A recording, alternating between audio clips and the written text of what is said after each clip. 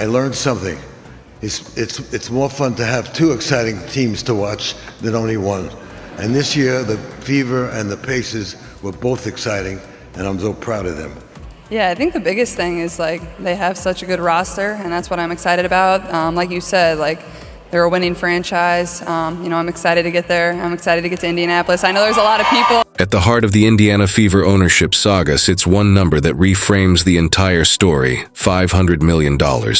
That wasn't spent for full control of the franchise. It wasn't for daily decision-making power. It wasn't even for the prestige of being the public face of the organization.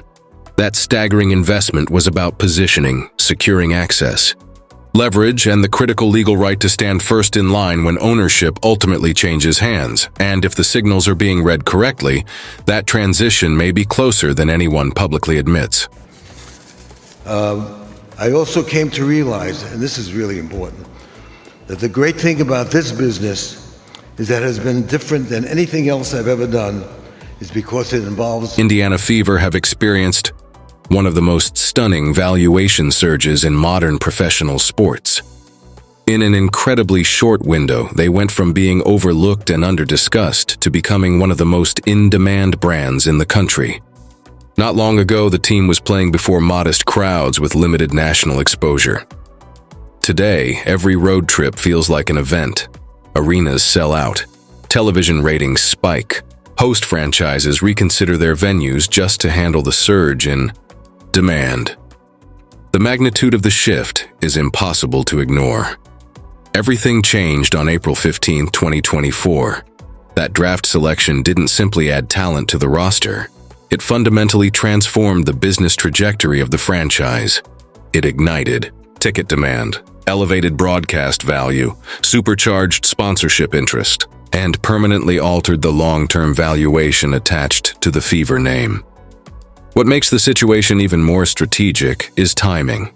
The individual who secured the $500 million succession position did so before the full commercial explosion unfolded. That individual is Stephen Rales. At 72, with a multi-billion-dollar fortune, he now appears to hold the clearest legal pathway toward eventual ownership of the Indiana Fever. Most casual fans still don't recognize his name, but that anonymity likely won't last. Because to understand why his position carries so much weight, you first have to understand what he stands to inherit. And to understand that, you have to rewind far beyond the current spotlight, before Caitlin Clark, before the WNBA itself, back to the origins of the family empire that made this opportunity possible, and to Herb Simon, the architect whose philosophy shaped everything that followed. Herb Simon's story didn't begin with inherited wealth or guaranteed influence. He was raised in Brooklyn in a household where success had to be built from the ground up.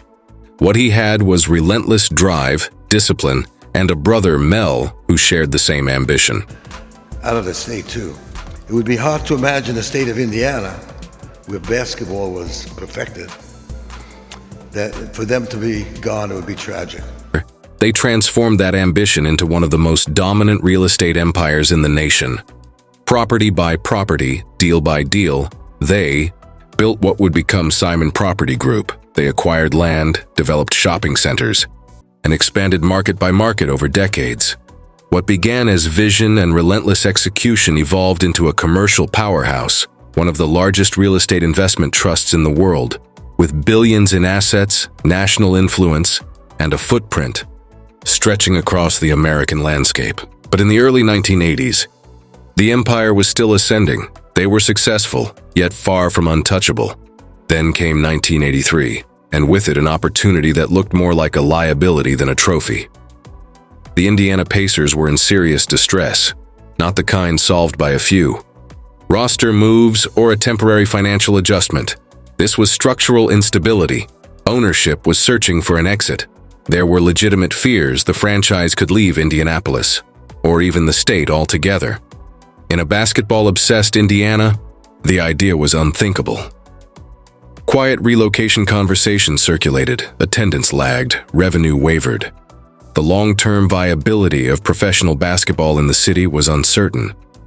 That was the fragile landscape Herb Simon stepped into when he purchased the Pacers for $11 out of the state, too. It would be hard to imagine the state of Indiana, where basketball was perfected, that for them to be gone, it would be tragic. At the time, it was widely viewed as a gamble. The franchise was unstable. The market was unproven. There was no guarantee Indianapolis could sustain an NBA team over the long term.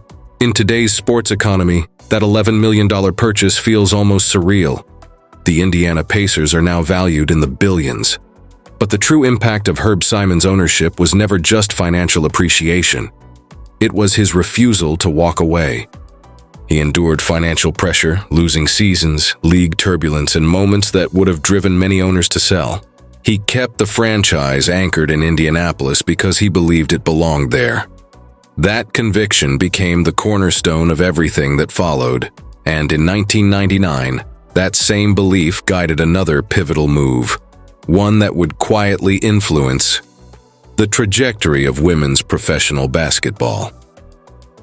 When the WNBA began awarding expansion franchises in 1999, the process was far more rigorous than most people realized. A city couldn't simply express interest, submit a fee, and expect approval. Last-ditch effort to save the team, Jim Morris as the spokesman, the mayor of Indianapolis, and several city leaders came to see my brother Mel and I about buying the team and keeping it in the city. They thought we'd be the perfect people to do it. And we were so honored that they came to us.